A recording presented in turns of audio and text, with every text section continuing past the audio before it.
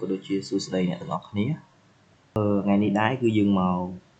មើលលំហាត់មួយពាក់ព័ន្ធជាមួយនឹងលំហាត់ថាទី11គេថាអេឡិចត្រូនមួយត្រូវបានបាញ់ចូលទៅក្នុងបន្ទះស្របពីរដែលស្ថិតនៅចម្ងាយពីគ្នាដែរ5សង់ទីម៉ែត្រហើយដែនអគ្គិសនីប៉ុណ្ណឹងដោយល្បឿនប៉ុណ្ណឹងហើយមានទិសដៅកែងជាមួយបន្ទះទាំងពីរ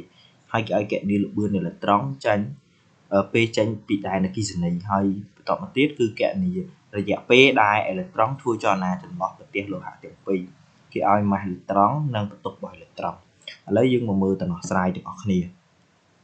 អញ្ចឹងក៏ឲ្យគណនាល្បឿនអេឡិចត្រូនចេញផុតពីដែនអគ្គិសនីអញ្ចឹងនៅពេលដែលវាធ្វើចលនាពីបន្ទះ A ទៅបន្ទះ B អេឡិចត្រូនបានធ្វើកំណដោយសារវានៅក្នុងដែនដែលមាន potential wave ហើយវាមានផ្ទុកវាមានកំណនៃដែនអគ្គិសនីដែល WAB ស្មើគុយគុណជាមួយនឹង VAB បាទហើយនៅក្នុងដែនអគ្គិសនីអេឡិចត្រូនមានបម្រែបម្រួលថាមពលស៊ីនតិច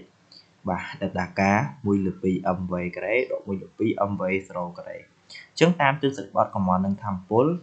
W ស្មើដល់តាការអញ្ចឹង W ស្មើគុយគុណជាមួយនឹង VAB ចំណែកឯData ការ1/2 mv 0ការ៉េដក1/2 mv 0ការ៉េបាទអញ្ចឹងអ្នកទាំងអស់គ្នាទាញរក V យើងបានតម្លៃប៉ុណ្ណឹងបាទនេះនៅក្នុងរឹសទាំងអស់បាទយើងដាក់សម្រាប់មកម៉ាសអេឡិចត្រូនបន្ទុករបស់អេឡិចត្រូនហើយនឹងល្បឿនដើមបាទហើយដែនរបស់យើងគឺ ស្មើ V នៅលើដេប៉ុន្តែ V របស់យើងគឺយើងដាក់ VAB ដោយសារតែអេឡិចត្រូនរបស់យើងបាញ់ពីបន្ទះ A ទៅបន្ទះ B ប៉ុន្តែទិសដៅដែនពី A ទៅ B បាទទិសដៅដែនពី A ទៅ B អញ្ចឹងយើងត្រូវយកតម្លៃ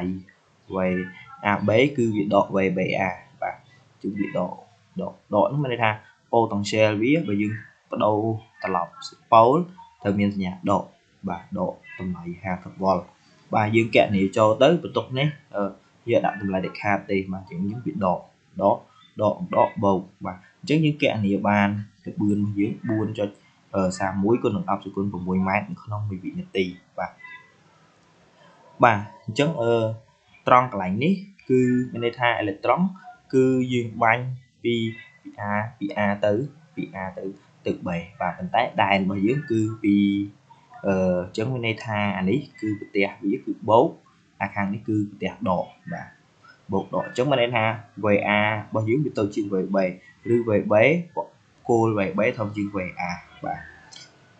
បើយើងទៅយក VAB ពីយកទៅសេ VAB ខាងមុខវាត្រូវចេញដកបើយើងទៅសេ VBA វាចេញដកឲ្យវាឃើញ 50V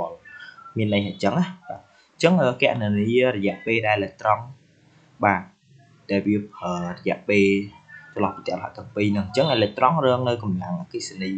បាទដែលវាស្ថិតនៅក្នុងដែនអគ្គិសនីឯកដ្ឋានបន្ទុកគឺវារងនៅកម្លាំងអគ្គិសនីបាទដែលមានទិសដៅផ្ទុយពីដែនកណ្ដាលបន្ទុកអវិជ្ជមាន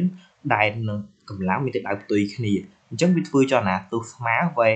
ស្មើ AT បូកជាមួយនឹង V0 ឬយើងទាញរក T វាស្មើ V0 លើ A តែ A ស្មើ